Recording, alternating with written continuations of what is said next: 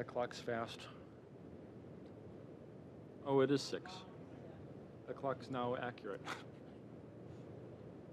They changed it.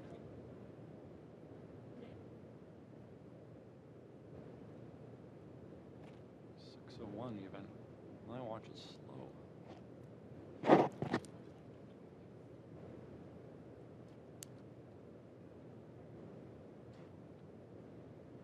Tom will be here probably.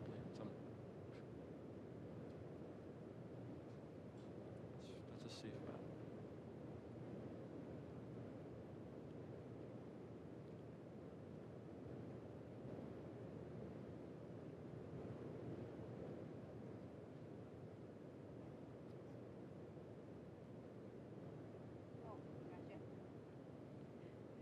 All right, we will call Committee of the Whole to order. And first, we have minutes tonight. I'm sorry, I don't have my agenda up. Pull it up.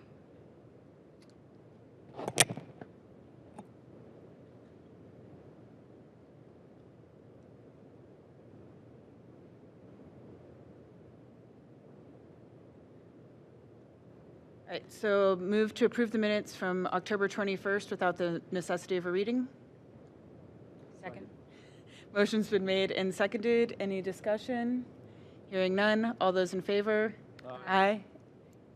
And do we have an aye from Councilwoman Marks? Aye, okay, good. And that motion passes. Okay, so we have 2 items on the agenda tonight. The first is the communication regarding the lead and copper rule, and the second is the downtown development. We're going to address the lead and copper rule first, and we have with us our advisor Lou McMahon and also Director Gordon. I'm looking at you. Are we kicking it off with you first? Thank you, Madam President. Sure. I can kick it off. So Lou and myself put together a PowerPoint presentation here. We're hoping this will answer a majority of your questions, and we'll be prepared to take questions at the end. So thanks again to everybody involved with getting this together. It's been certainly been a team effort through all the stages of this from the beginning till this point, and I'm sure it will continue. And special thanks to Lou and Megan for all their work. So I will let Lou start off. We'll probably go back and forth as we go along here, so just bear with us. Thanks. Good evening. Glad to be here. It's an interesting time where, the lead and copper rules have been in place for a long time, for over 30 years, but a number of things have come together to really coalesce right at the same time, and that will lead to the city having requirements to undertake what will essentially be a pretty substantial infrastructure program. All cities are facing this. Everybody who has a public water system will do it. It's part of the renewal of and upgrading of city infrastructure. Lakewood's in a good space, and we're going to tell you about that tonight, about what we've been doing here and what the city has in the works. So next. So, oops, that's one bad. So just the concept of lead, and it's an issue. Obviously, people have heard a lot about lead. It's a very important public health issue. Lakewood is pulled into this because, as you know, Lakewood operates our own public water system. It's a regulated public water system. It buys water in bulk from the city of Cleveland, which treats all the water. Lakewood's a distribution and billing and collecting entity. So as that, it's regulated by the Safe Drinking Water Act. Cleveland states that its water is lead-free when it leaves their plant. As they take water in, they treat it, and that general treatment means they don't detect lead when it goes out to their system. But the risk for lead in drinking water comes from corrosion of 100-plus-year-old pipes in different places, and that corrosion can take lead because some of the pipes are made of lead throughout different systems. In almost every old system, that's the case.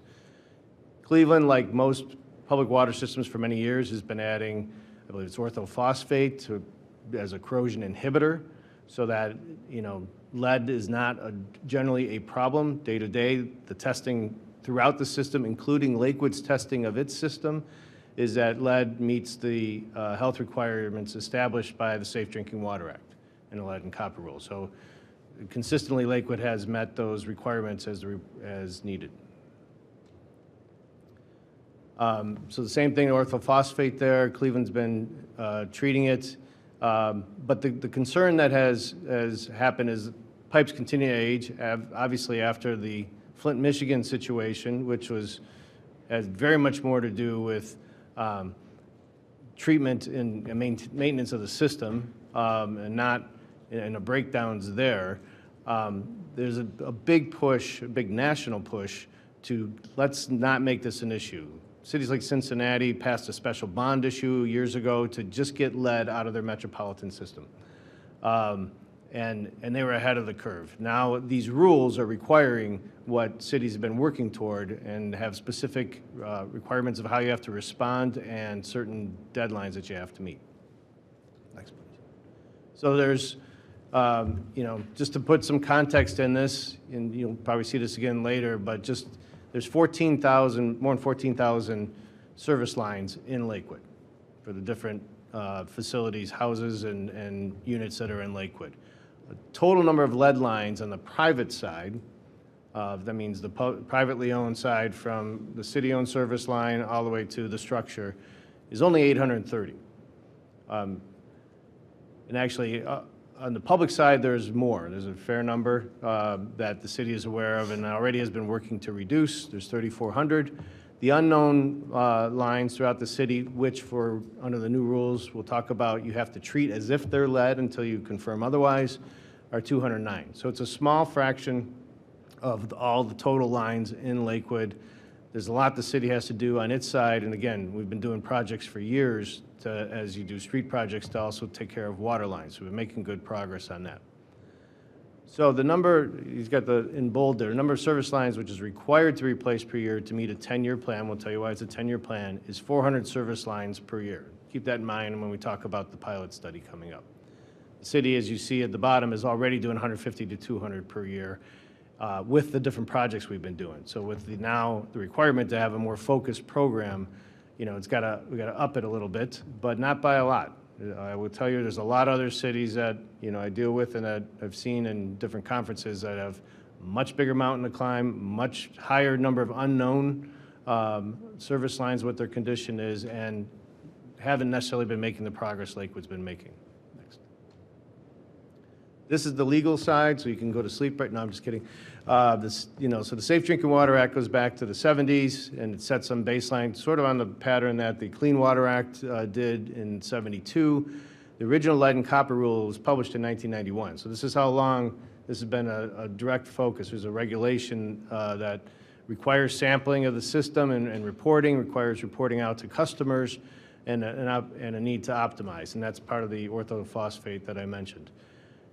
A couple years ago in 2021, what's called the LCRR, the Lead Copper Remediation Rule, I think it was, rule revisions, that's what it was, came in, and it had a certain timeline that you had certain events to do.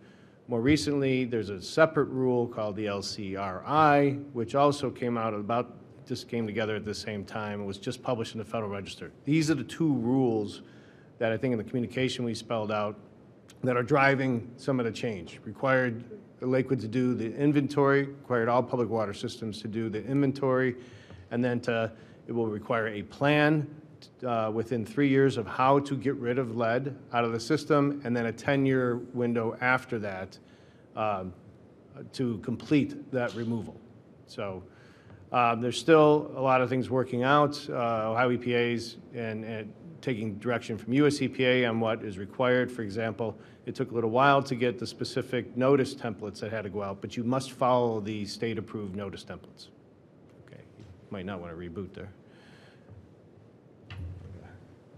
Just so we know that, again, Lakewood has been performing the lead level testing for decades as required, and reports it consistently. The testing's done. 30 different places, and it's always met the requirements that we have to have. Since 2018, Lakewood has installed copper lines to replace city-owned lead and private side lead and galvanized lines, which under the new rule have to be replaced when you encounter them during water main breaks. So instead of just leaving lead on the private property side, the city's already been replacing it with copper, which is now best practices, now required. This is, if you haven't seen it, this is the water quality report that goes out. It's available on the website. It talks about the testing that's in there. This is, you know, you can look back at Lakewood's different water quality. It's always been very good.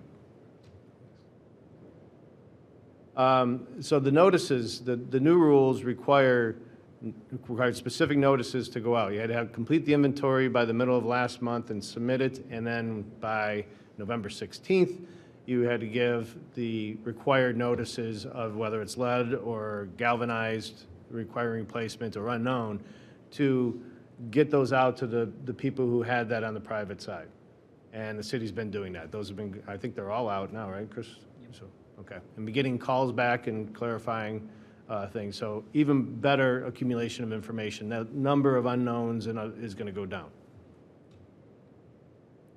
This is, again, this is now a prohibition. It's the practice Lakewood was doing, but now you had the option before that if you were replacing after a water main break, you put copper in your side, you could connect to private side lead. And for many years under Ohio law and under Lakewood's ordinances, the private side of the line is the homeowner's responsibility. What Lakewood's been doing since 2018, and what you can no longer do the old practice anymore under this rule, is you cannot connect new copper to old lead. Now, the federal regulation doesn't say what you have to do, if you have to change state law or whatever, but the best practice that's coming through, that Lakewood's already ahead of the curve doing, is just replacing that lead line. Even though it's on private property, it's just, you're there, and it's just easier to do and easier to manage, and it's got the health benefit there. Next. Service line maps, I'll go through this, and you can then jump in when we get to the pilot, I guess. This is important. You can see how pervasive this still is, though. Even though Lakewood's got a good handle on stuff and the benefits of all the GIS and work that the city's been doing and all the projects we've been doing have mapped a lot of things, it's going to be substantial, right? So, you know, right now we've been replacing things on a 100-year plan. We're going to have to speed up on that just to meet the regulatory deadline. There's 118 miles of water mains in Lakewood, as you'll see. Approximately 30 miles of that is cast iron, and then a percentage of lead lines that are owned by the city, as you'll see in a moment, how this spreads across the whole city. So I've talked to you about the combined sewer overflows and who has combined sewers and who has separate sewers, whatever. This you'll see spreads all across the city. It's not just one locale. Next. So this is the service connection. This is the private side that the inventory has identified as to what people have been using. You can see it spread around in different places all around the city. Certain are, you know, public and private are both lead. Some are just the private side's lead. Some are private side galvanized. Really, this gives you, you know, of those ones that I mentioned, that small fraction, it gives you a sense they're just all over the place. The next slide is the city-owned public sides, and these are the streets where there are. This is lead service lines, and so commercial or the whole block in some cases is served by a city-owned line that may have lead in it. So this is an important issue. You can see how pervasive this is as well. This is what the city's been chipping away at with some of our integrated planning projects and road projects that do water lines. But this is going to take a sustained effort to eliminate the lead out of all this part of the city. So Chris is going to talk about, you know, how the city's been proactively getting in position to address this important initiative. Okay, thank you, Lou. So again, thanks to Lou for all that information. Understanding that this was on the horizon, the Public Works Department, Engineering, a group effort, some long nights getting together and trying to figure out exactly where we want to go here. So our current plan right now is to pilot a project in 2025 for lead service line replacements only. Our plan is to address the streets of Jackson, Waterbury, and Cannon, which are up for CDBG street resurfacing later on this year. Our thoughts are to pilot these 3 streets, go in, see how this whole program goes, see the pluses, the minuses, the issues, the positives, the negatives, you name it, and then follow it up with resurfacing the streets later on this year. We felt that these were 3 good roads to hit with the amount of service lines. They also met some criteria internally that we liked. So these were the 3 that selected, understanding that we were going to be resurfacing the street once we were completed. The next is just a typical pavement repair area for this type of work that's going to go on. The repair area usually is about a 6 by 7 foot section that needs to get removed so you can get to the service line itself. And it's on each side of the street. The repair could be a concrete patch or asphalt as required. It depends on what the road is. So we just wanted to give you a visual of what it looks like. So, funding for the lead removal program. So this will be a considerable new infrastructure initiative. As I said before, the 2025 pilot program is looking for efficiencies and best practices for this. And looking deeper into the funding, we were able to locate some non-local funding. And the most, I guess you could say, substantial and cost-effective funding we could find was through the Ohio EPA and the WSRLA Water State Revolving Loan Account, which is something that we have been using for the past 2 years. Many other communities in Northeast Ohio, as well as across Ohio, are using this exact loan revolving account to fund their lead service line replacements. It will not just be Lakewood. I was able to reach out to many other communities that are using the exact same funding. We're looking at state project grants as well as specific lead removal funding. We're turning over every rock we possibly can to fund this project, understanding what's ahead. Everybody is in the same boat, we're finding. All other communities that own their own water service lines are all in the same ship, I like to call it, as we are, looking for funding as well. So it's going to be a joint effort, I'm sure. So as I was talking about with the Ohio EPA WSRI loan, is the city will be applying for the loan for the pilot program, which includes 53% principal forgiveness, which I'm sure puts a smile on all of our faces, specifically Director Mahoney. Requirement of the loan is the service line replacement to be done on both the public and the private service lines. So that's one thing that I wanted to make sure we were all on the same page with. This is a loan that we have used on our water main replacement projects prior, understanding the 53% principal forgiveness. It's assisted with some of our water main projects, so it's something we're familiar with and we're going to go for again and again and again, as long as it's available. Our records show that the running average is about 20% of each street would need lead service line replacements on the private lines.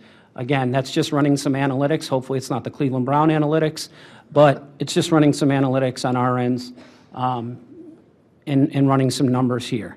So with the Ohio EPA WSRLA loan and the 53% principal forgiveness, that money will be used to fund the service line replacements on the private side, with the remaining balance used to fund service line replacement on the public side. That is our plan to avoid any type of fees to the residents and things of that nature, is to use the money that's available and the loan, the principal forgiveness to fund the private side, then the remaining balance, understanding we potentially may only have 20% of the street as private lines, to fund the public side as well. So again, I reached out to some other cities performing lead service line replacements. I had a good conversation with the city of Akron. Our division manager in wastewater and water collection came from the private sector, in which he performed a lot of lead service line replacements. So he is very well versed in this. He briefed us on a lot of different scenarios he dealt with the city of Cleveland, the city of Elyria, city of Toledo, and city of Lorraine. And as you can see, a majority of them, if not all of them, were on my list of cities that applied for the WSRLA grant funding, and they are using it for exactly the same thing, to offset the cost to the homeowner for replacement on the private side. So again, these were just EPA recommendations. I'm not going to read through each one of them, but these were EPA recommendations that we put in the letter to the residents that the EPA is recommending with anyone that had lead service lines on the private side, the public side, galvanized on the private, unknown on the private, you name it. These were just some EPA recommendations that we included in the letter.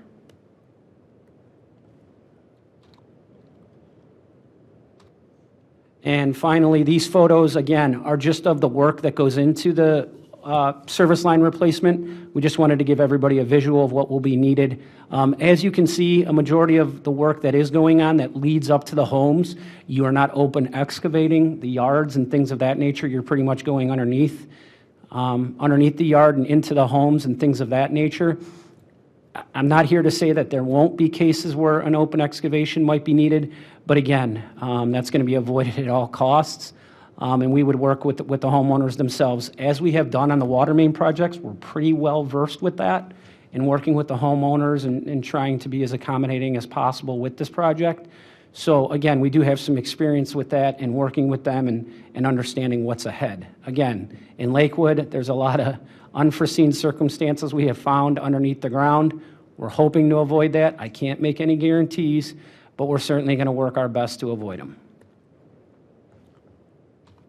Again, just another set of pictures on what goes into the project, the intrusiveness of the project, and trying to absolutely avoid being as disruptive and intrusive as we need to be, potentially with the residents as well as the city in general.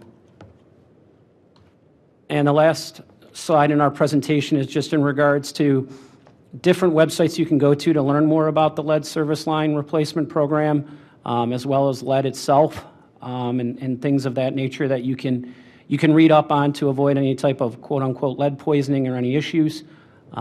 So again, we thank you for your patience and understanding, and we're here to take any questions. Thank you. I'll open up colleagues. Councilman Weider. Thank you, Madam Chair, and thank you, Lou, for being here, and thank you, Director, for that great presentation. Just a couple quick clarifying questions. So the work for planning is going to start here soon, and it's going to go to 27 for this. This pilot is kind of to help inform that planning process. Then the real work of that 400 per year has to go through that 10 years. So this pilot's about 111 water main or water line replacement. Is that on top of other water mains we're planning to replace, or is that going to be the fully expected 2026 water main lead replacement? Because that's not 400, that's pretty far shy of 400. But that 400 that we need to hit every year starts in 27, is that what we're thinking? So that would be correct. This is outside of our water main project. So this is a separate project in itself. The plan at this time will be for it to be that way.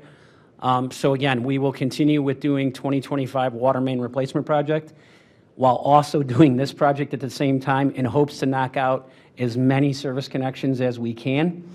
After we do the pilot program, we are going to look into developing a program for the next, let's say, 12 years at that point it would be. You have 3 years to develop the program, then 10 years to put it in place.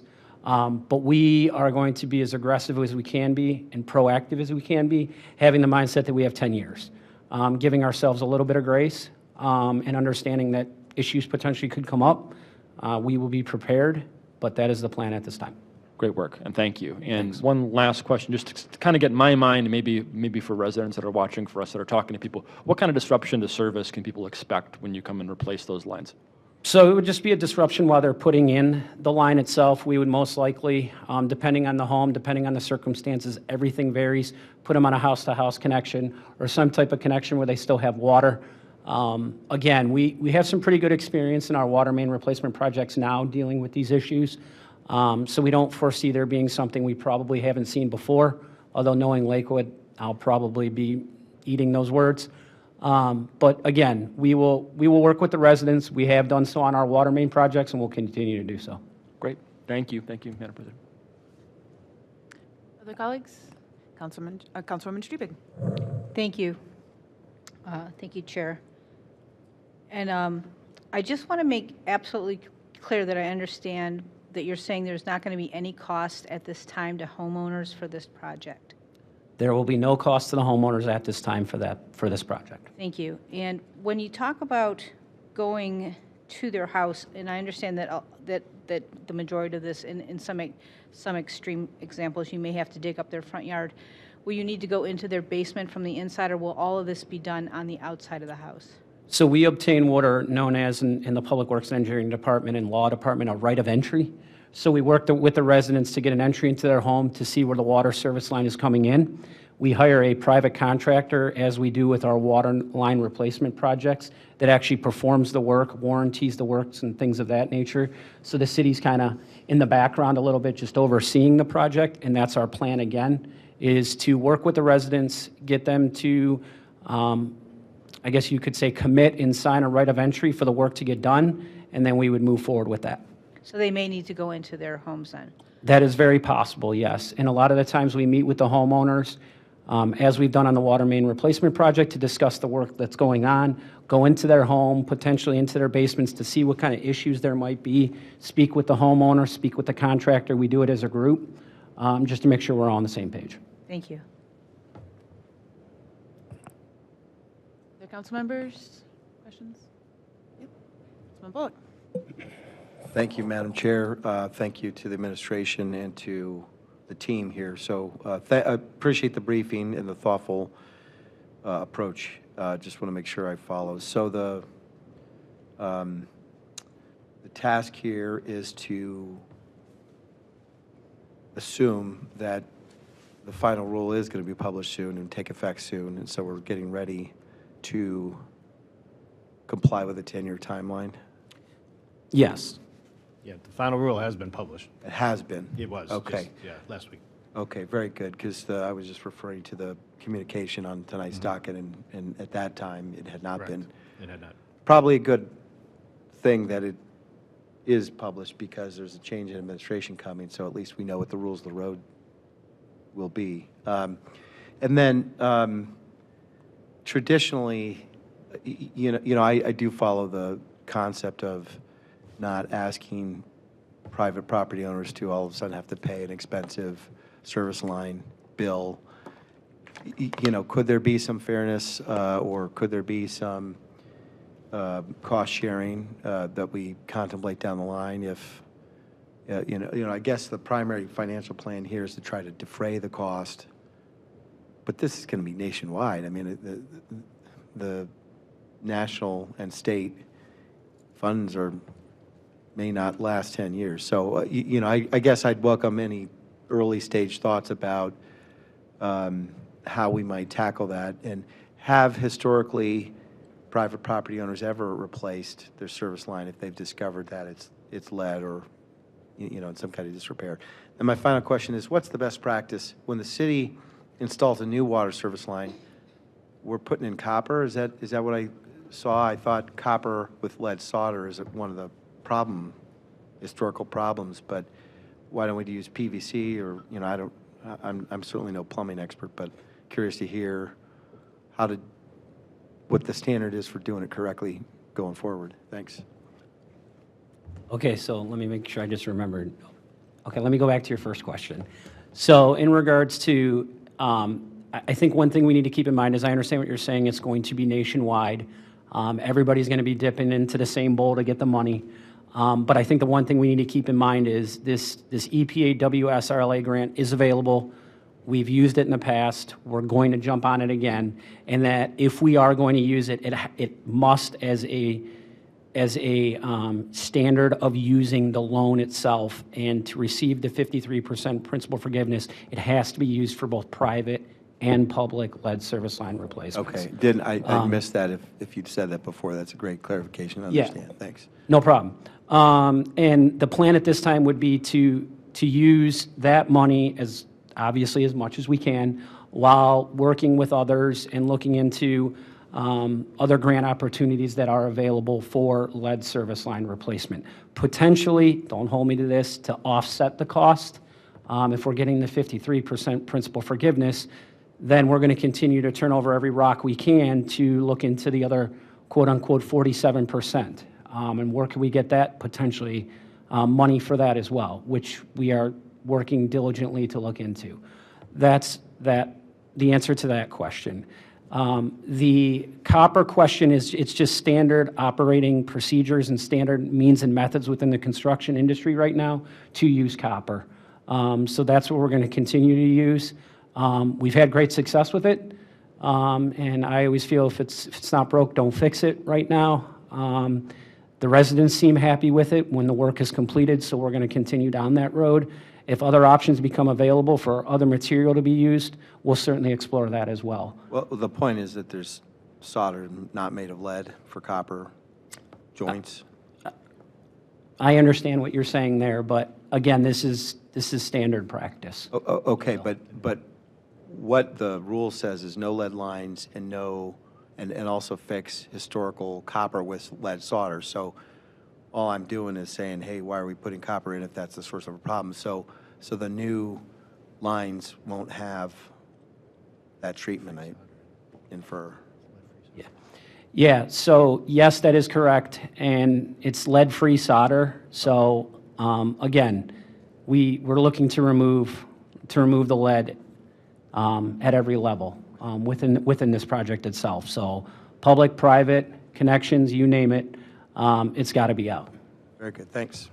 Just one amplification of that. It's important to know that this is all on the public and the service line, right? The reason the EPA pushes out the best practices to avoid lead is everyone has their own plumbing in their own houses. And, you know, as Director Gordon talked about Lakewood plumbing throughout our system, the same is true in all these old houses. It's, you know, whatever is there after their 100-year existence and whatever was done over time. So it's important for people who, especially with young children or sensitive, to make sure they're doing those best practices of cleaning the aerators and flushing and using cold water when they're doing things. Those are still just best practices, because even if you clean up the entire city service line and the private service lines, there's still things in people's houses like 80-year-old lead solder or other things that you may have to deal with. So that's just an important concept to have in mind. This is a really big step forward, but we all live through with the infrastructure we've inherited, both in our houses and in the public side. And one last thing, Councilman Bullock, I just dawned on me, another one of the questions you asked was, have residents replace the copper line on their side in our experiences? And the answer to that is yes. Obviously, prior to this, it would be, you know, depending on where they were, it would be at their own cost, you know, if they felt the need to do it. So again, we're trying to avoid the financial burden, I guess you could say, that residents would be feeling with this program. So.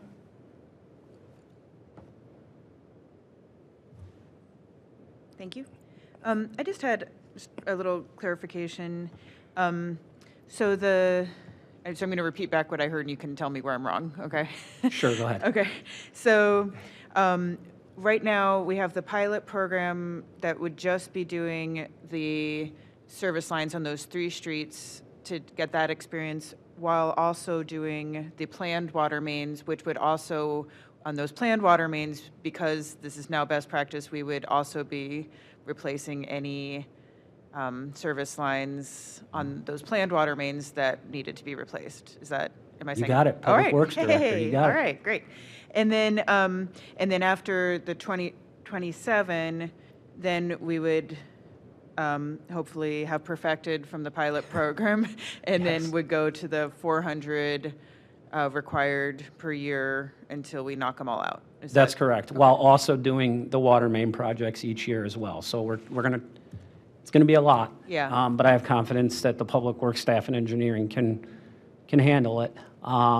It's going to be a burden, no doubt. But yeah, the plan would be to do that and the water mains each year simultaneously. Again, that's the plan at this time. That could change, but yes. And we would do the pilot program this year and potentially look at some streets in '26 to do as well, and then get the program going in '27. So. And those streets would be ones where, like, the water main's already been replaced or doesn't need replaced? Is that what you're thinking, as well as the ones where we're planning to do the water main? Or Well, kind of mix? Yeah, that's the elephant in the room, is going to be developing a program internally that potentially, where the water mains may be a little bit older, that we necessarily haven't got to yet. Could the pavement condition rating be low? Where if we're digging in the road, you know, the pavement's already maybe in not the best of shape. Again, a lot of factors are going to be weighed in: disadvantaged communities, schools. There's a lot of factors that are going to be in place. So I would say, you know, at this time, we don't have anything set in stone. That's gonna take a little while. Gonna take a serious conscious effort to figure it out, which we will. I have all the confidence that we will as a team. But at this time, we're just gonna go with the roads that we selected, understanding that they're gonna be repaved anyhow. Thank you. And then the WSRLA loan program that we've used before, is that competitive, or it's something that we can, how confident do we feel about getting it? That's a great question. It's something that I've asked our engineering staff on numerous occasions. And I will say, in the years that we have applied, we've never once gotten any pushback as to no, that funding's not available.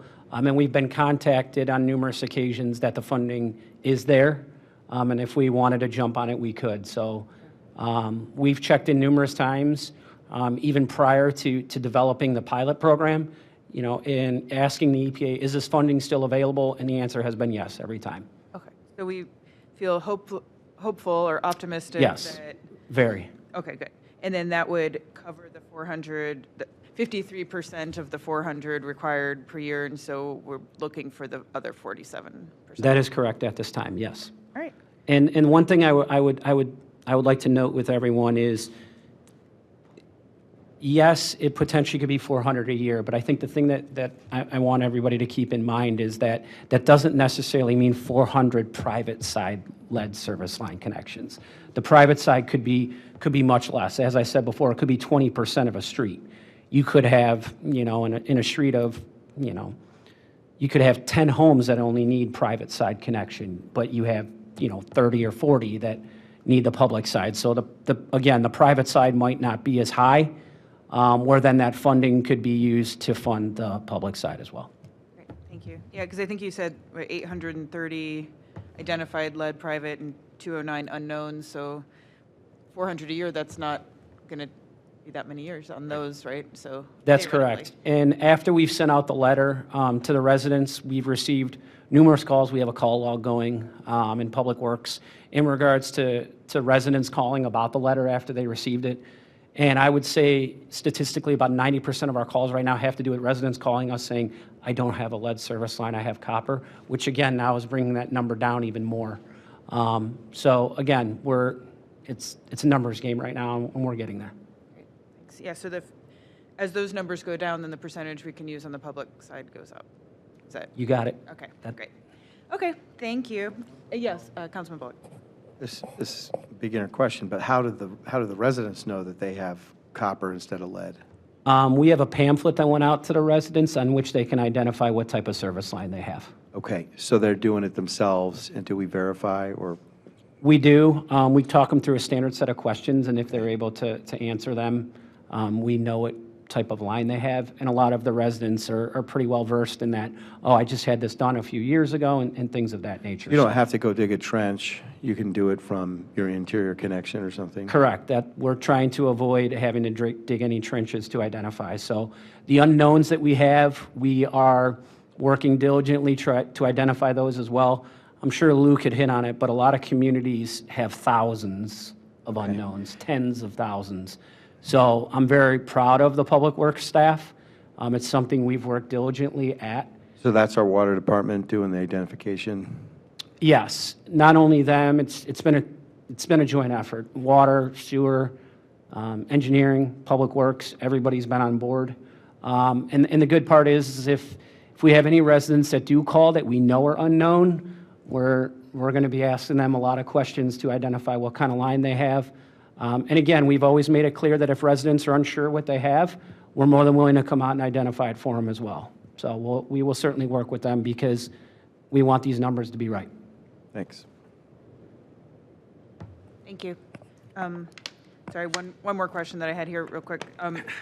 Because we do have sometimes surprise water main breaks and things of that nature. Mm-hmm. So am I correct in thinking that if you have a surprise water main break, we have a surprise service line project? Is that correct? Yes, those are what we call in our office as one-offs, meaning it's just a one-off here and there. So the plan with the water breaks as well, is if we come across a lead service line connection during our water breaks, we would replace that at that time as well. We are going to include, we have had discussions with the Ohio EPA about those as well, and we could potentially include those. We just obviously don't have a set number on those. So again, we're looking into those options as well. We're looking into whatever contractor receives the bid for lead service line replacement. We're going to discuss with them if we come across any one-offs during a water main break, what kind of costs they could run us to do those as well. So yes, the plan at this time is if we come across them on water breaks as well, we would address them at that time. Thank you. Any other questions, colleagues? All right. Well, thank you very much, Director Gordon and Mr. McMahon, and we'll move on to our next item.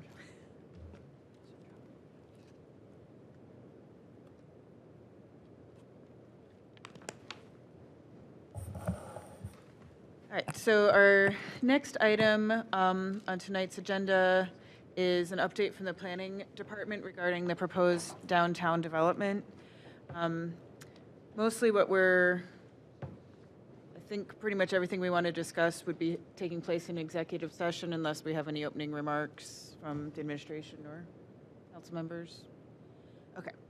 So I will move that City Council enter into an executive session to consider confidential information related to the marketing plans, specific business strategy, production techniques, trade secrets, or personal financial statements of an applicant for economic development assistance, or to negotiate with other political subdivisions representing requests for economic development assistance pursuant to RC 121-22 G8.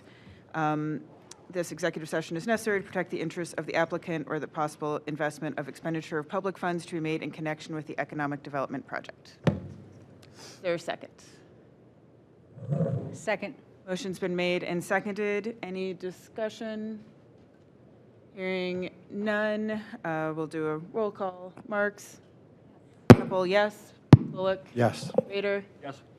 Strebig? Yes. All right, we're gonna, oh, and I'll include in that motion also members of the administration and our consultants. So, thank you.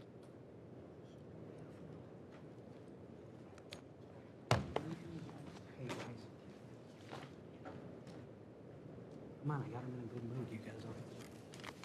I'm good to go. Good to go home? No, I'm going home. Why, you want me in there?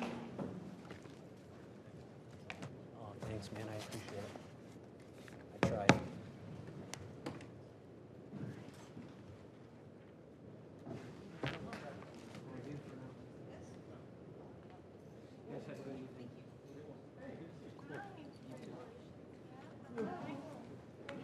What?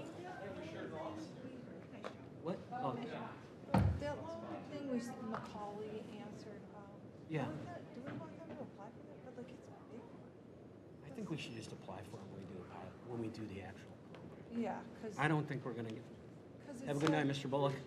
It says like estimated, like 4 people in this. That's what Mark said. Mark's like, there's no way we're gonna get it. Like Chicago's gonna get it and all them. Yeah, I mean, if we had like 400, I mean, I guess we could.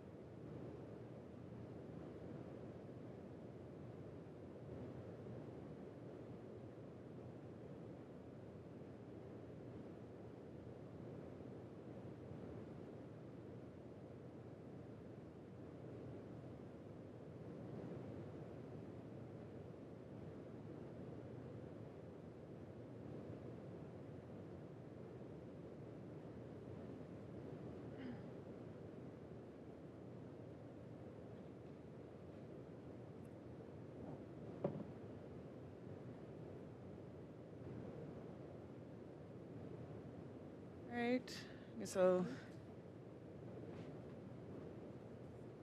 I know. All right, so no further business before committee of the whole. Committee of the whole is adjourned.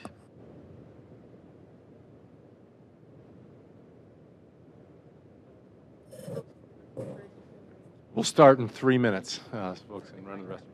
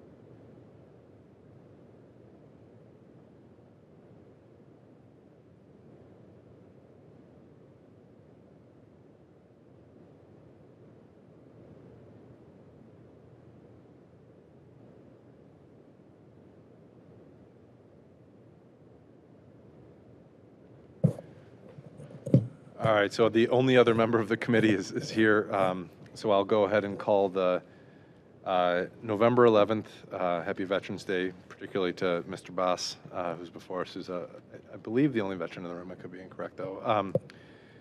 And so we'll call the November 11th, 2024 Housing Planning and Development Committee meeting to order. The first order of business, I guess, without objection, I'll go ahead and approve the minutes of the September 30th, 2024 Housing Planning and Development Committee meeting. So no objection? No objection. All right, great. So those are stand approved. And we have, it's 4 items, but really it's 2 as we kind of dig into them. And the first one is there's a communication from the mayor, myself, and Council President Keppel about a zoning refresh project. So Council President Keppel and I were fortunate enough to be a part of the advisory committee when this was rolled out. And there has been a public meeting in the meantime to get feedback, and there's been a form online to provide feedback for members of the community.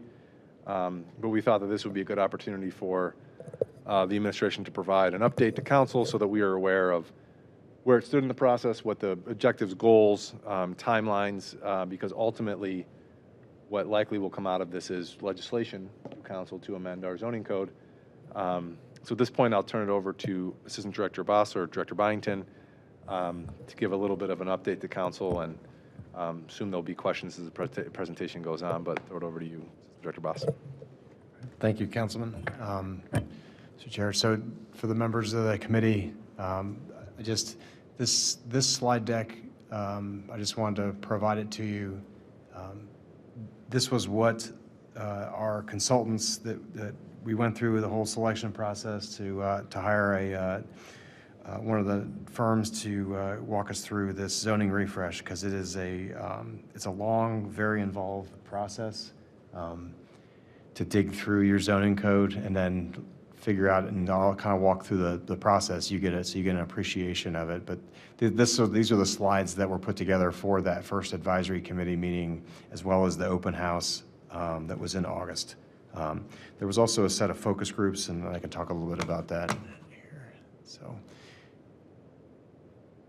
we'll talk just a little bit about overview, the purpose and process, the issues and opportunities discussion. I'm going to highlight where we're at kind of in the process, that you'll see, but really kind of what things are kind of rising to the top in terms of the things that we're asking the consultant to really dig into as a result of the focus groups, the open house, and everything else. So we selected House L. Levine. We had a healthy response to the RFQ and RFP process and went through several interviews. I think we had about 12 firms respond initially and narrowed it down. They come out of Chicago. They work nationally, but they're a smaller, and I just like to say more personal in terms of their approach to the firm. It's always good when you have like the principal is the person who actually responds and was in the interview. John Housel, and the practice lead is Jackie Berg. She's the one that actually, along with Hema, came out to Lakewood in August to walk us through the first thing. So we've been very impressed with their prior work and just impressed with the work to date. So hopefully you're all familiar with our Planning and Zoning Code, Chapter 11, what it does and what zoning does. I'm not going to dig too much into it, but so Chapter 11, there you can see how it's kind of broken down. So as I understand, Lakewood's had a zoning code for a little over 100 years. In some way, shape, or form, we have copies of like 1920s zoning pamphlets down which we found recently. It was pretty interesting to look through. But kind of the predominant foundation of our existing Chapter 11 is from the early to mid 90s, is what I'll say. There was a large push in 1996 to revise the code. And then what followed that was kind of a little bit of work 2000, some working on 2010, but what you get is a lot of piecemeal kind of codes and chapters and things. And, if you look at like under the district, it follows a fairly logical layout for like a 1990s, early 2000s zoning code. A really 100-year-old zoning code was kind of, it's always been since like the model codes in the 1920s. You have districts. But what you see in you start to see the indications of a lot of that piecemeal stuff is when you get into like district regulations, you have 7 additional district regulations. And then you have a whole other section of supplemental regulations. And it's like when you start having those different types of layers, so in practice, for the planners in our office, you get a question on a single family home. You have to check the district, the additional district regulations, and then the supplemental regulations, really 3 different main areas. And then within supplemental regulations, there's probably 4 or 5 other things that you got to dig into, usually to answer a single question and define kind of how all those things. So when you go through this, and a lot of the folks from House L. Levine and some of those things would be like, oh boy, we looked at your code and you've got a lot of junk drawers. And it's all the places that people kind of hide things, and you find things where you're like, oh, really? I didn't know that since the 1990s you couldn't take a duplex, and if it was converted to a single-family home, you couldn't convert it back to a duplex. Like things like that like 1990s, I guess, approach to single-family housing. But when we're trying to get more density and offer options like that, it's not like it's in the single-family code. You have to dig into like the additional regulations and find something like that. And so there's a lot of opportunities for cleanup. There's a lot of cross opportunities too that are not covered on here. And Chapter 13 is kind of our local building code. And you talk about property maintenance in a lot of those areas and just some of the issues that were, when you say, what issues do we have with property maintenance, there's like a laundry list that comes out of the building department. And so we're trying to build that stuff in as well when you start talking like under administration and enforcement, the enforcement and penalties. It's very difficult to enforce zoning things right now outside of like planning commission and getting approvals for stuff. But if someone does something that they're not supposed to do, whether it was, you know, a conscious choice or just they had no idea what they were doing, then enforcement and the penalties is a very lengthy process that almost immediately goes to the courts and to law, and there's no real like interaction or penalties up front. And so it makes a lot of things very difficult to enforce. As well as our development process, as you're seeing with PD, it's a very lengthy process. It could probably be streamlined, but some of the more contemporary codes have like a unified development ordinance that covers a lot of that, and kind of people have questions that I want to build X. You go to a UDO and it kind of walks you through the whole process, regardless of if it's a PD or a conditional use or something. It is a much more streamlined and easy, user-friendly process. So this is Halcyon Levine talking to people at the open house or just anybody. These were kind of the 5 reasons that we built initially into the RFQ and RFP process of what we were looking for. And it's kind of a lot of what I had just kind of walked through. We were looking to modernize and streamline our code.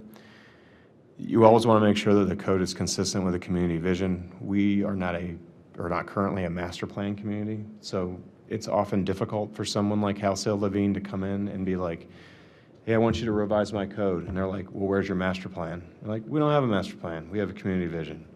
And that community vision was updated, in 2019. Can you describe, and I think I understand what you're saying, but I think Yeah. for the public, like the difference between having a community vision and a master plan, being a master plan community. So usually a community vision is something that would then informs a master plan that you would do. Community vision is your lofty goals. You would then develop a set of kind of look at what the community looks like now, like existing conditions, and then you would develop those kind of objectives and out of the vision come objectives, goals of what you need to change about what the community looks like now to get to the vision and what the community needs to look like. That's what a master plan is. So you'll have a current land use, and really the biggest driver is a future land use map that you come out and what's going to be redistricted, what's rezoned, are there areas that you want to look at, developing more parks in an area or something, and so you look at what options do you have for land acquisition, especially in a built-up place like Lakewood. But so someone like Halcyon Levine can come in and look at that master plan in that current to future vision and say, okay, well, I'm now going to help you develop a zoning code that's going to get you from A to B based on what your code looks like now. And so usually it's a 2-step process, but knowing that we're not going down the road of a master plan. We're going to stick with the vision. You just got to make sure that the code matches the vision, especially since it was updated in 2019 with some of the resiliency task force edits and some of those things. And so it's just one of those consistent things. Now, do you think that partially we don't have a master plan because we're a built-out community, or do you think that it's an opportunity maybe somewhere in the future that we would pursue one? I don't know why Lakewood's never had a master plan. I haven't been here long enough, I don't think, to appreciate that. And just personally, I think it's one of those approaches that's probably worth a discussion at some point in the future. I just know we're going through master plans at Metro Parks, and master plans are great until someone sees their property on a map and a change. And then they get, what do you mean you're changing our property? So but that should not shy us away from having a healthy discussion about it in the future about whether or not it makes sense to have one. I think we're going to get, at least my intent for this process, we'll walk through it, you'll see, you're going to get, I think we should get a lot of, some of the elements of what you would kind of go through with master planning anyways, with a zoning refresh, because you have to do that kind of thought process and look at, you're actually looking at properties and districts and all those things that you would do during a master plan. I'm a big fan of master plans, but there is a spectrum of flexibility that you're saying that once you approve that master plan, there's certain things that are, intended with it and are implied with it, and it's like, what's the point of it if you're not going to go that direction? And it does have implications for property owners, and so. Mr. Bullock? So I want to let you get to the end. This is a good discussion, though. There are decisions that communities make and city governments can make, and there's kind of control dials or control levels that we can choose or not choose to use. An example is there are townships that have no zoning on purpose, and that's apparently a shooting war type decision in some places, and other townships have zoning so they can control, but then there's the other side, which is on purpose they don't want zoning so that they have, I don't know, maximum property rights. Okay, so, but the point is that you can make that decision either way. You can look at either side of that coin. Like you, I don't know the full saga of how Lakewood's planning code evolved to be. I'm enjoying the analysis that you're sharing. One of the predecessors from the planning department once likened this to, many authors, maybe like the Old Testament or something, and then retracted that as maybe not the best analogy. I thought it was a good analogy, actually. So some of the efficiency improvements you're talking about sound compelling, but part of me wants to know, wants to not, in the name of efficiency as defined by a consultant that we hired, just wholesale turn over all decisions to, an expert party.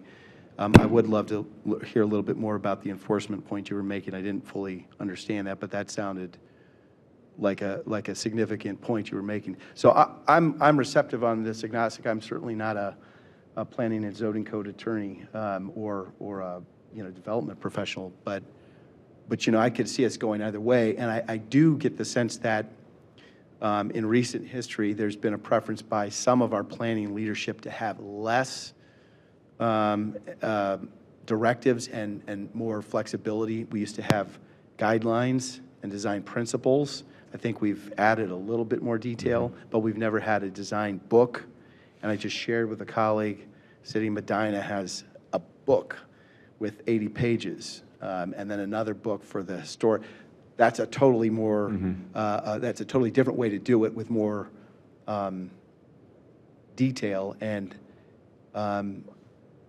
I'd love to get better educated on the pros and cons of both sides, but I guess I'm of the belief that we should make a conscious decision about this and not assume that, one way or the other is for sure the correct way. So it sounds like, you may be speaking from that perspective a little bit too.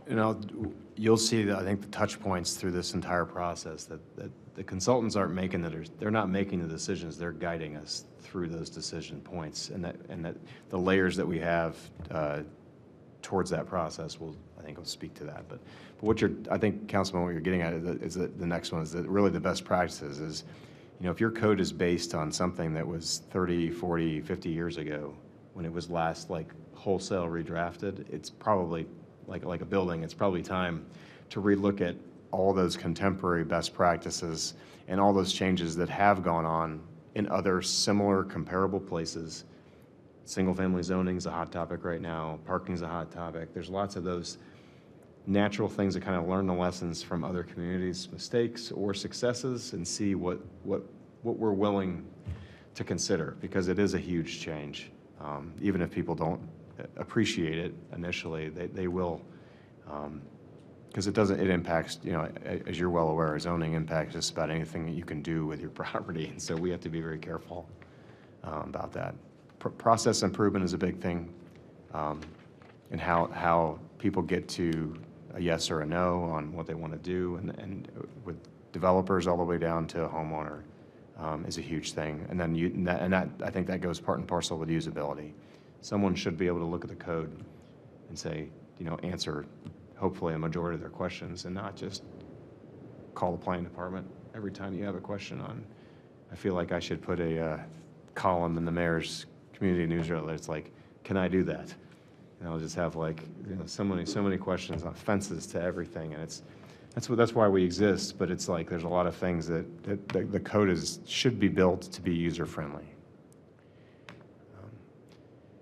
So again, this is about a 16 to 18 month process because it is very detailed. But this is 7 steps. We are in kind of between 2 and 3 right now. And so I'll work through each of these. So we started, step 1 happened in July and August. And that was basically the selection, our initial coordination with House Sale Levine.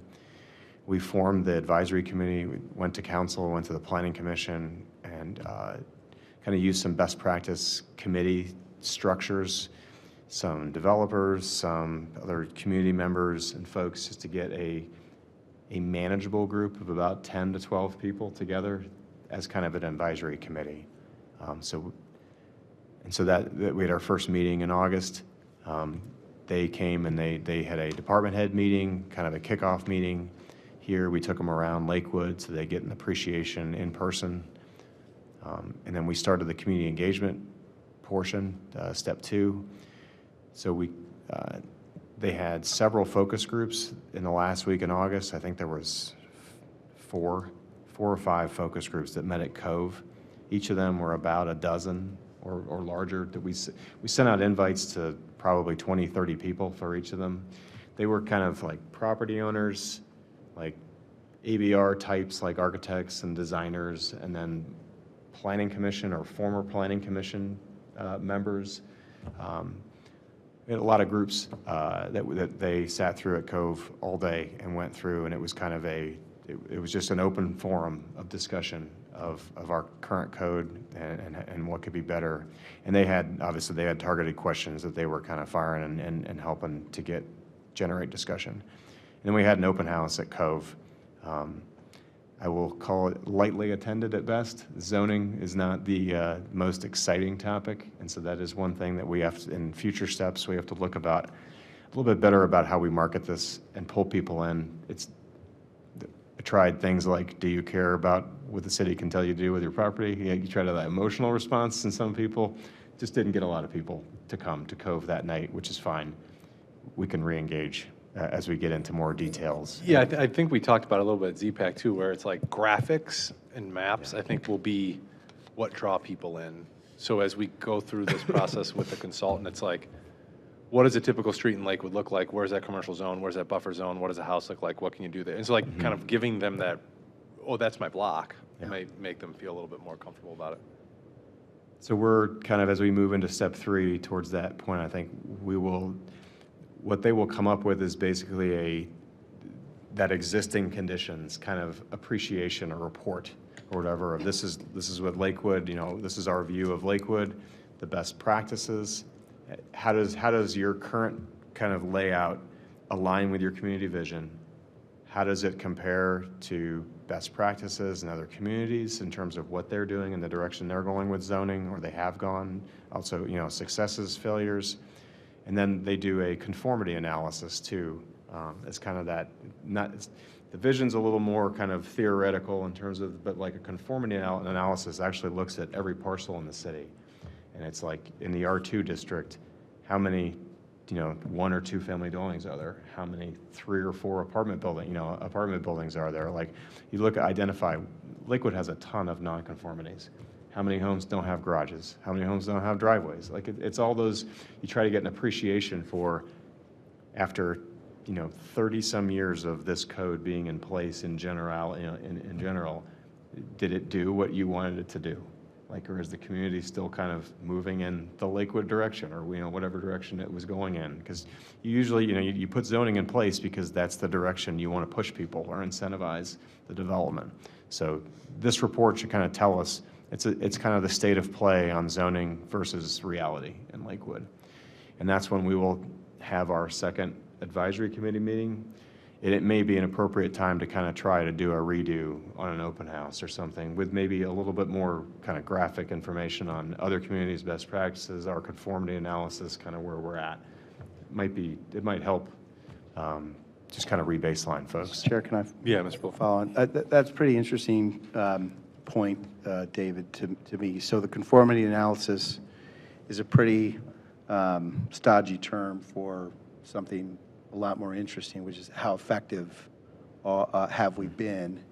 And there are layers to that, especially in Lakewood, because we've been built out since 1920, maybe 1933, something, you know what I mean? So what we can expect our zoning code to accomplish might be on a different scale than a new build or a community with still a lot of vacant green space. So I'd certainly love to learn and get more informed about all of that. I also suspect some of the nonconformities may date back a long time. You know, there's a home on my street that doesn't have front porch. It's a ranch with the garage facing the street and the front doors on the side. You know, that wasn't approved recently.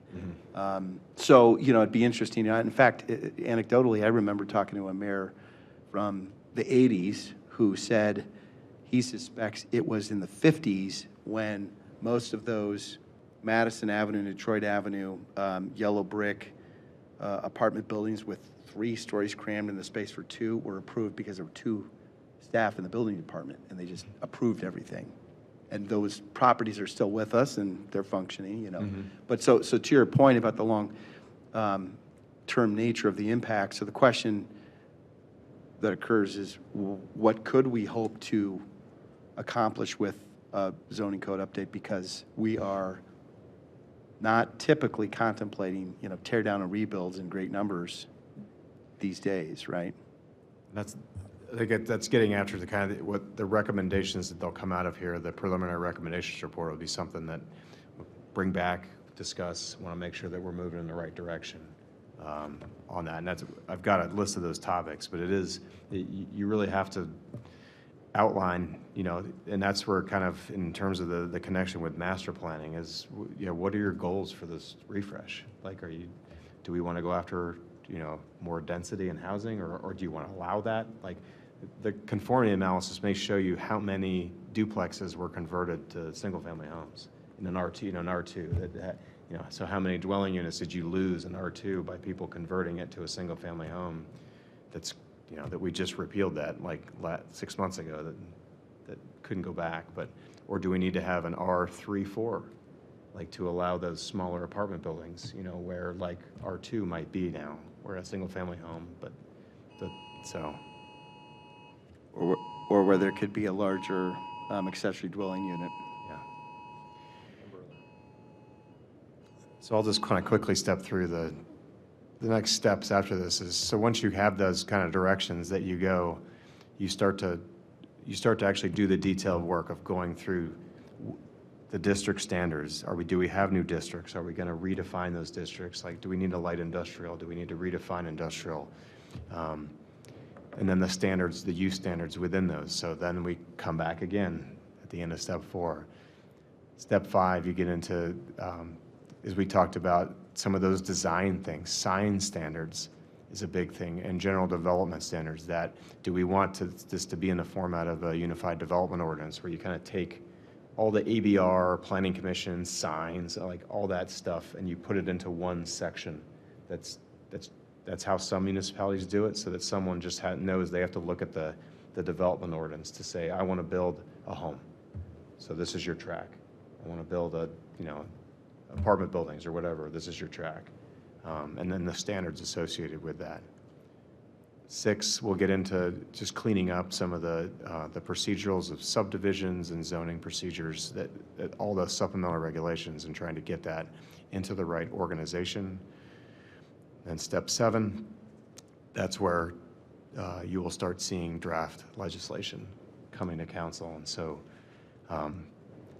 this is something that obviously we're going to have multiple discussions before we get to this point. And but this could be one of the main considerations here is how you all see that legislation, because it can be onerous if we try to do like a line-by-line like modification of our existing code. It could just be a piece of ordinance that says repeal Chapter 11 in its entirety and replace with new chapter, and then it just has the new chapter in it, rather than like a legislation that's like 800 pages long if you're trying to do like little cuts here and there. And so like that's something that we started having a discussion on how you even bring something as detailed as this through the approval process. Because it's planning commission, council, all those layers. And it's one of the reasons why in our advisory committee, we do have 2 members of council, 2 members of the planning commission, so that they're kind of, you move through the whole process together, so that there's that, at least some knowledge on those bodies. So this might be, hopefully this isn't too hard to see, but I copied this from our last call with House L. Levine.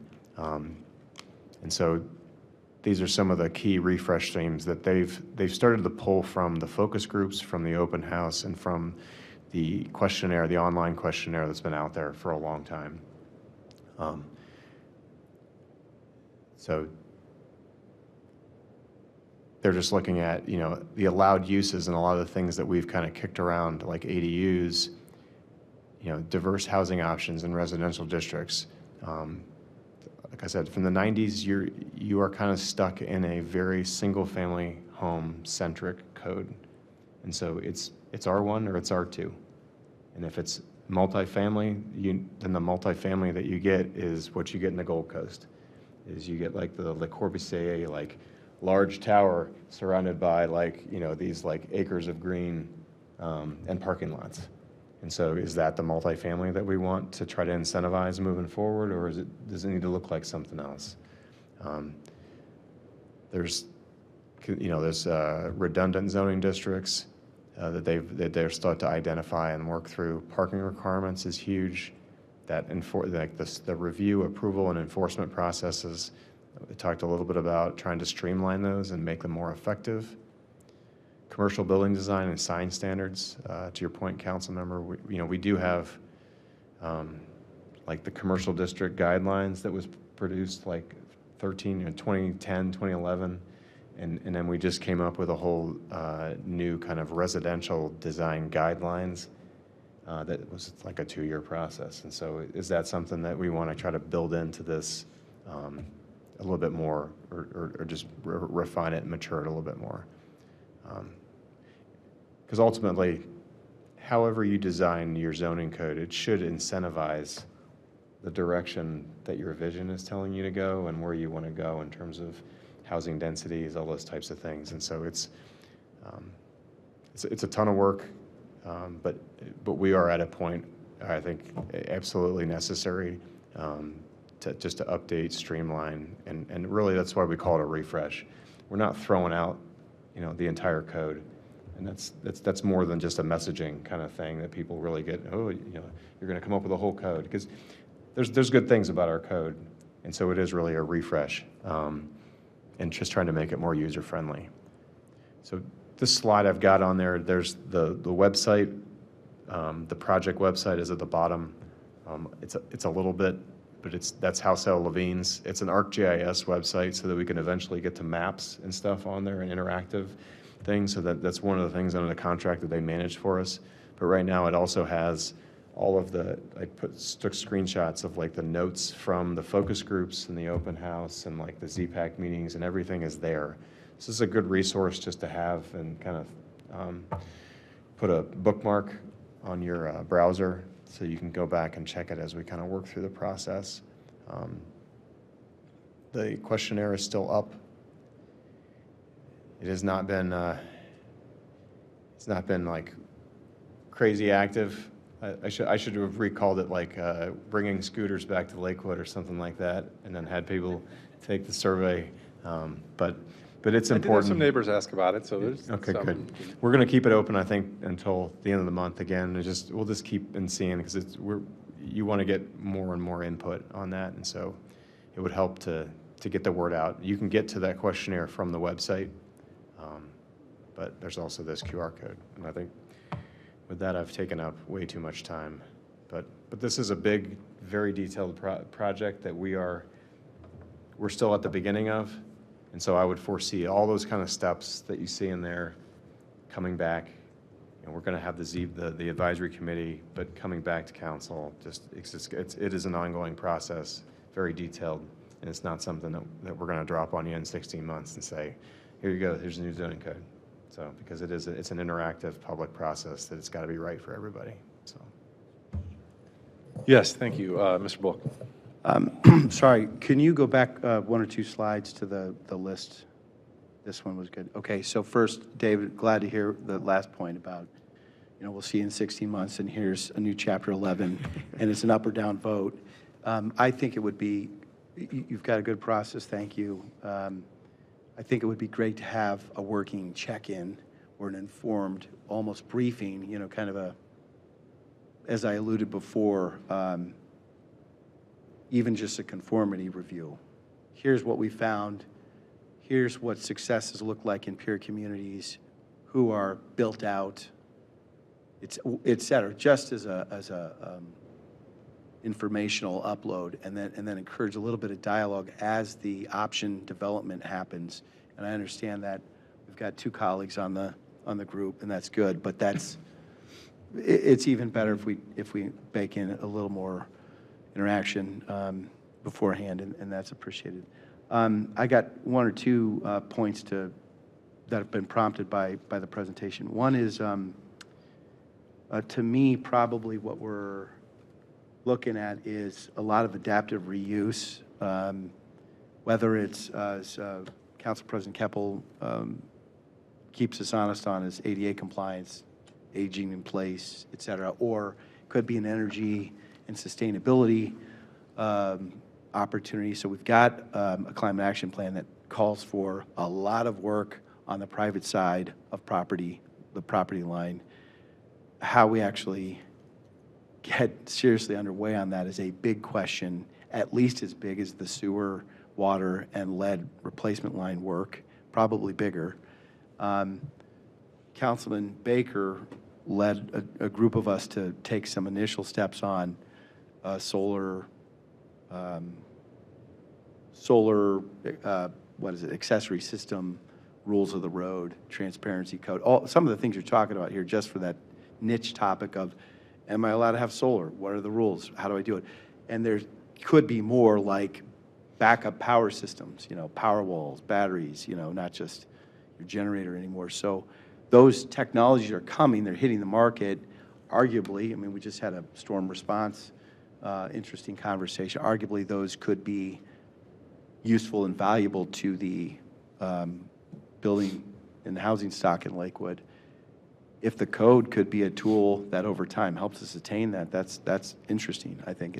So you could have a whole energy/insulation building envelope lane that's different than, can I put a accessory dwelling unit, can I make my garage bigger, kinds of questions, but maybe that is important. One other one is accessory, I think this is zoning code, right? Accessory business uses in various zone districts. And without getting into the specifics, I can think of one right now that's prompting a potential proposal to maybe propose regulation for a cottage industry that's, at least in one case, no longer cottage, is becoming a main business use in a residential district. Not been regulated up to now. Perhaps we consider regulating that somehow, but that's an example of another issue that broadly at least fits under zoning code, if I'm thinking about it correctly. So, I appreciate, those are three issues that I can forward on tomorrow to House A. Levine, and they can kind of add it to their list of those contemporary best practices, successes, failures, things that other communities have tried. Yeah, and Councilman and to the administration and Assistant Director Boss and I talked about this a little bit, is that the way we envision this going is that right now Council President Keppel and I are the ZPAC members. We see basically touch points coming out of the process back to council at Housing Planning Development so we can understand where it's at, so we don't just get legislation, right? So if you want a process that ensures everyone, no surprises, everyone's on board, everyone feels like they can put input, then this is the start of that process, right? And so that's the way, at least as we talked about it in council leadership and in coordination with the administration, we see that's the pathway to success. And so, you know, we obviously have things that we'd like to input, and those are things we talked about in the ZPAC meeting, right? ADA, you can't have housing units on the first floor, you know, kind of right off a commercial corridor. Well, people with accessibility issues would prefer to live on the first floor, so why do we do that, right? And so those are things that we thought about, were pushed forward, and then the solar thing came up too, right? You put it by right? You have it by right, you can do it. Right now, our code is silent on it, and the administration has chosen to say you can do it by right, but technically that's an administrative decision because the code doesn't say anything about it. So those are all the things that we're thinking about, and we'll take in more input. But I guess at this time, any other members of council have any comments or questions? Council President Keppel. Thank you. I'm just adding on to that. That's exactly where I was thinking, and I actually think that that's having these more regular touch points too. It also goes into the trying to build community participation. I think that's an avenue where we as council members could be really helpful.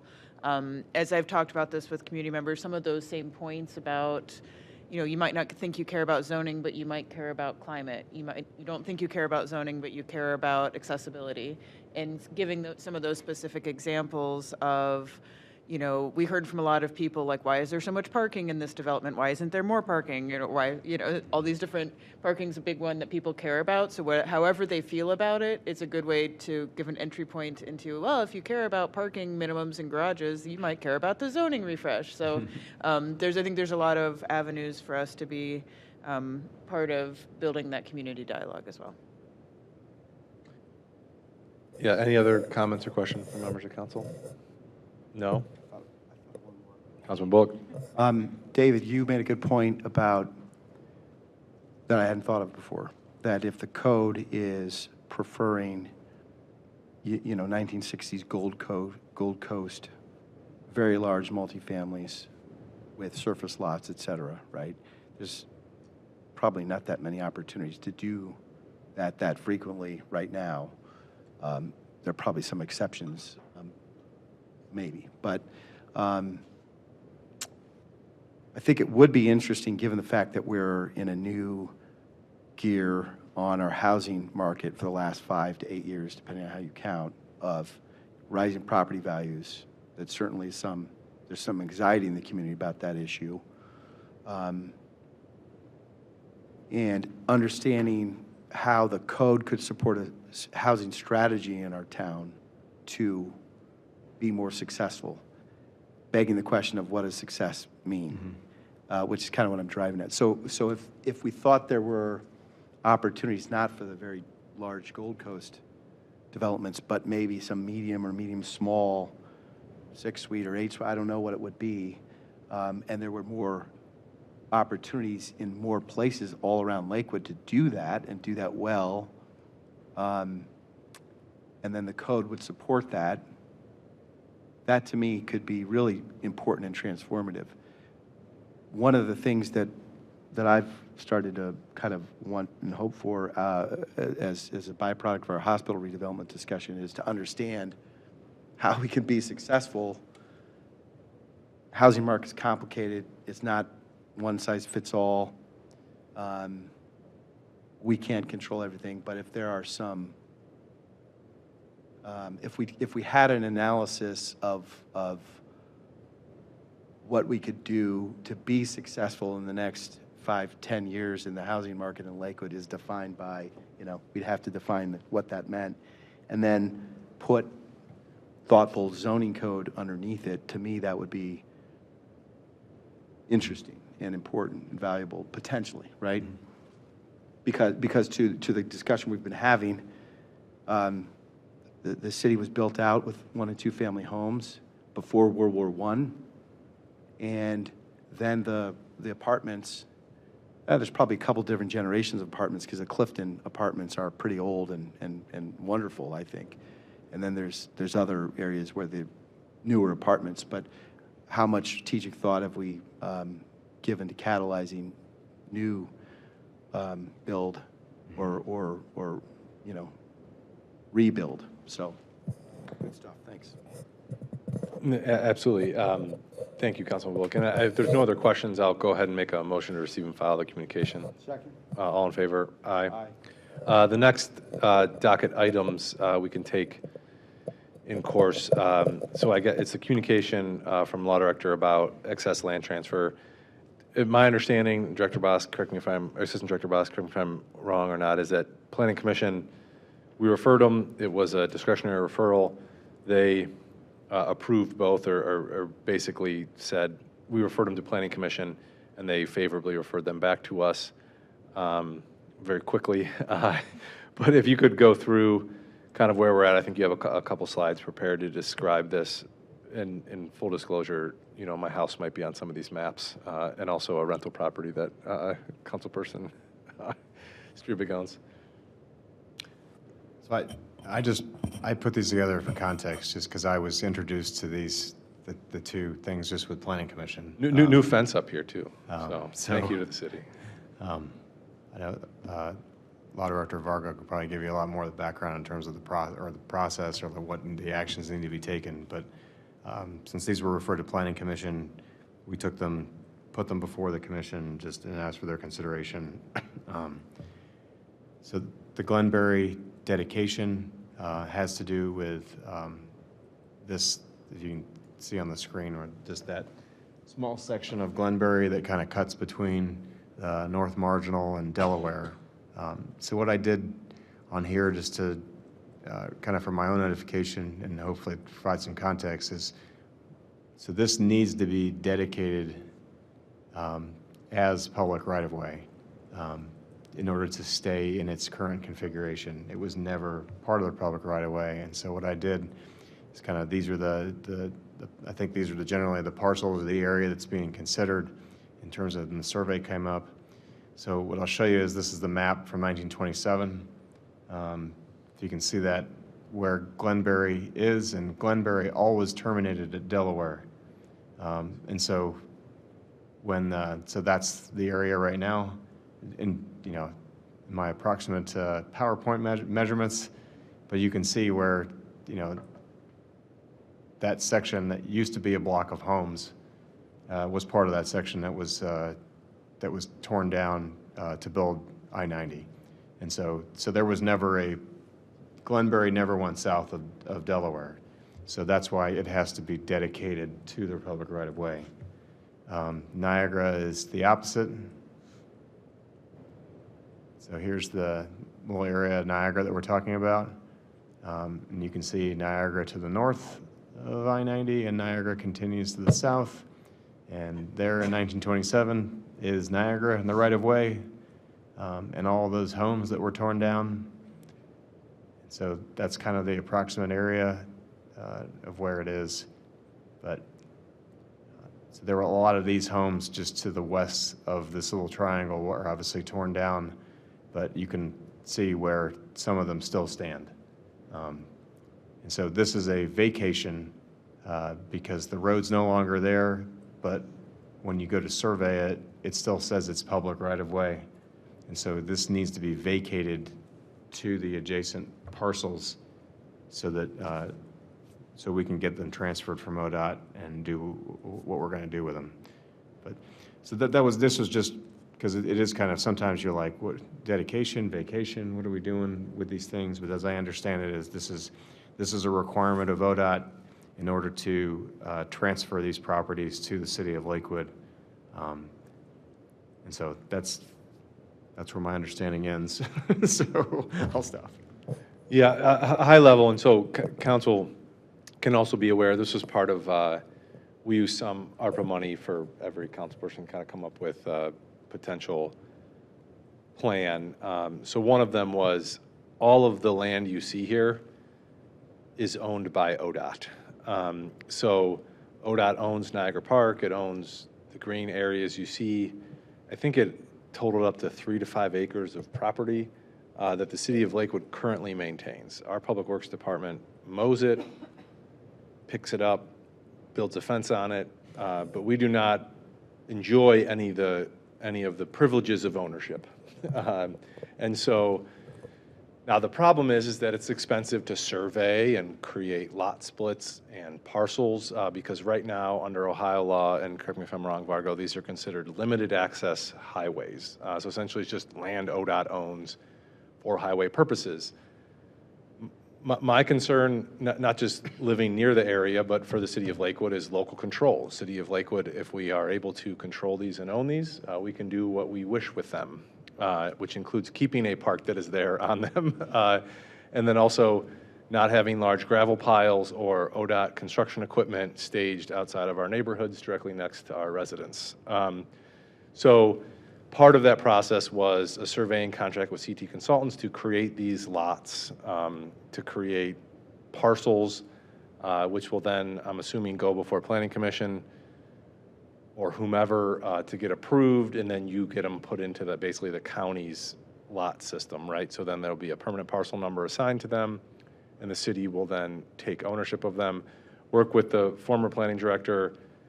We had a call with ODOT scheduled for every 2 weeks to make sure this stayed on their agenda, and got them to a point where they agreed. So this step was surveying. They realized that these vacations and dedications needed to occur. It is a little bit out of order. I mean, technically, I think we're vacating property to ODOT. So we're doing it on a little bit of a leap of faith, as ODOT as a partner will still transfer those parcels to us. I guess, is there any update from the law department on where that's at in the process? Thank you, Mr. Chair. I'm not sure I understand your question. So as I understand it, and perhaps Mr. Crossman is the one who has more, I've been working with him on it, is that we will enter into a gift agreement or a transfer agreement with ODOT for all of these parcels. That includes part of the property that will be vacated to ODOT, to have those eventually be transferred to the city of Lakewood for ownership purposes. And I just didn't know where that was at in the process. Where the actual deed transfer is? Yeah, if there's been any, so to my understanding, there are going to be plats and parcels created. Yeah. And I just didn't know where that was at. Yeah, I can check into that for you, Mr. Chair. I know that this was a precondition to those transfers, but I don't know how quickly after these items are taken care of by ordinance that the transfers will actually occur. Yeah, I guess technically, my concern, and I think I trust ODOT, is that we vacate property to ODOT and then we don't get the property. But we're actually dedicating over their property as well on another instance, so it's a little bit of both. But we're going to be good partners and we're going to work with ODOT, so I think what we're doing is the right thing. But I will say, and I'll work with the law department on this, but ODOT has said that they will transfer them to the city for free, but there will be basically a deed restriction that says that they need to be limited to public use. And what I would suggest, and I had a conversation with Assistant Director Boss about this and would like to work with the law department, is within that deed that transfers the property to us, we try to get ODOT to agree to a process that if the city did ever sell the properties at some point, that there was an approval that ODOT could give as long as we paid them the yellow book, appraised value. I'm thinking that if maybe the city would want to at some point build a single family home on one of these parcels. We would then have the ability to do that in 30 years. Not to say that we would do it now. I'll work with Mr. Crossman and you, Mr. Vargo, on kind of seeing if ODOT would accept that. That'll be great, Mr. Chair. I can be involved as well as need be, but it seems to me, hearing that issue for the first time, if we work hard on a favorable definition of public use, it might address the concern down the road as well. Yeah, we can work offline, I think, but excited to see this moving forward. This is really big. We should enjoy the incidences of ownership of a property that we maintain and do everything for. Is there any other comments from the committee or from members of council? Councilperson Strubig. Thank you. Just a point of clarity on the parcels south of Delaware Avenue there and north of I-90 that the citizens of Lakewood do use that. A lot of dog walking over there, a lot of children run in that area too, as well as vehicle parking by the city on that property for the Glenberry construction project right now. And I know when Delaware was, the water main was redone there, that land was also used. Thank you. Yeah, I believe there's a giant police antenna in the middle of that property too. We'll get there later, but because I think that property, I'm interested in what the community wants to do there. It's about an acre of property, so it's interesting. Any other comments? No. Yeah. Council President Keppel. Well, on the Delaware one too, where that sort of cut through is, so the purpose of this legislation is to make that a right-of-way because it was not a right-of-way even though it's being used as one. Is that right?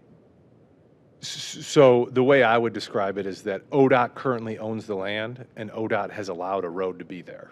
And what we are doing is formally dedicating it as a city road, so that when we actually seek to obtain the parcels, the road will be there. Okay.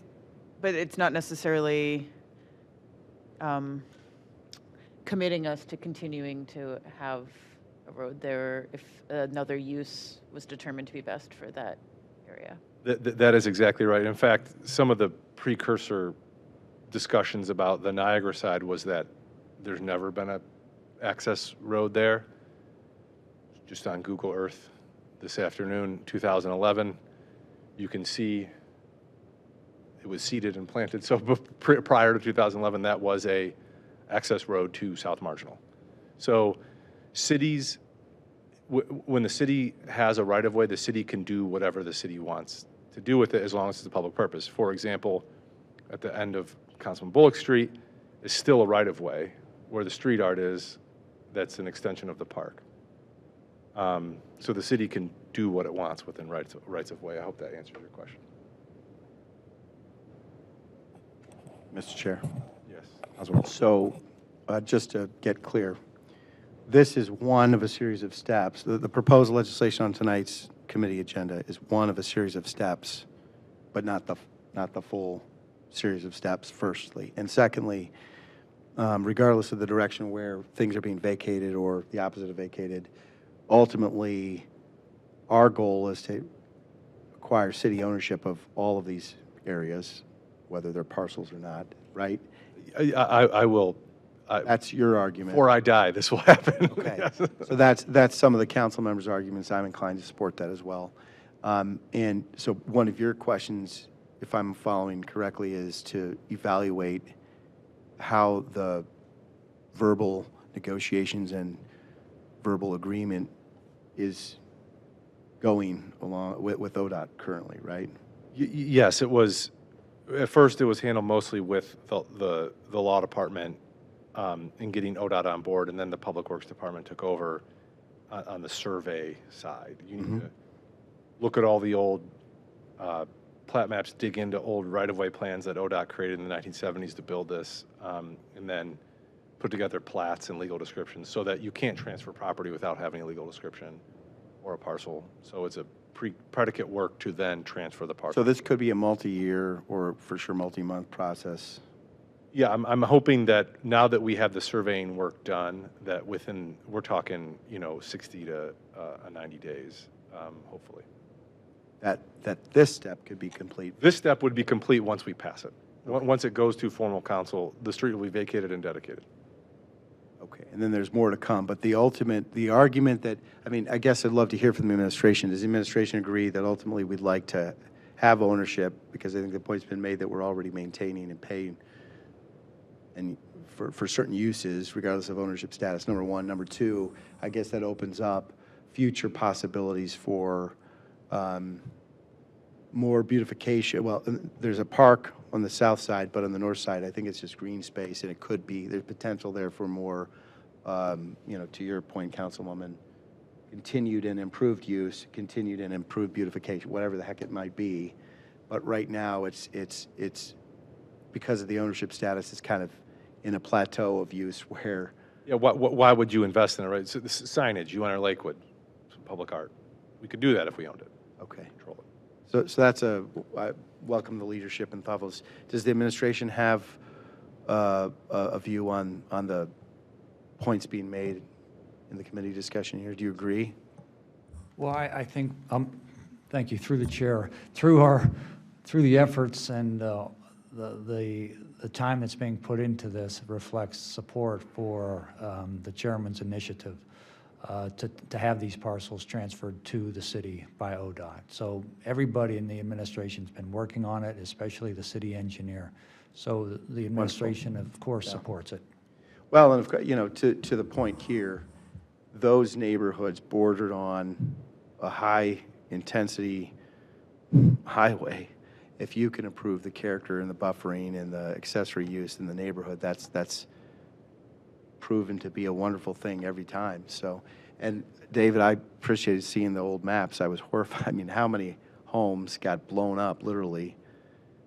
Can you imagine proposing something like that today? I guess it was controversial back then, too. What's crazy, not to be nerdy, if you look at the legislation that we gave ODOT the right to do this, it was like 3 pages. It was basically like, here's all this property, ODOT. And then ODOT didn't knock down the homes for like 2 or 3 years. So there was just like a swath of vacant homes in this community for like 3 or 4 years. Wow. So got lots of comments about that. But that's not the point of this meeting, though, tonight. Any other comments or questions from council? Then I'll go ahead, and I think the first thing is receive and file the communication from Director Vargo. Is there a motion to do that? Second. Second, all in favor? Aye. Next one is I'll make a motion to refer ordinance 17/2024 favorably to full council for approval. Is there a second to that? Second. All in favor? Aye. I'll make a motion to approve or to refer for approval to full council ordinance 18/2024. Is there a second to that motion? Second. All those in favor say aye. Unless there's anything else to come before this committee, I will go ahead and adjourn. Thank you.